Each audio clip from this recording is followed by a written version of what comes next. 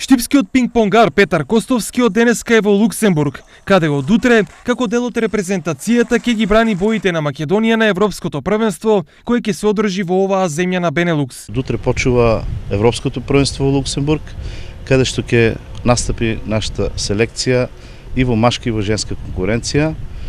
Македонија ќе биде за машка конкуренција, ќе ви кажем, во групата со Шкотска, Норвешка, Велс, Босна и Херцеговина, Косово и Македонија.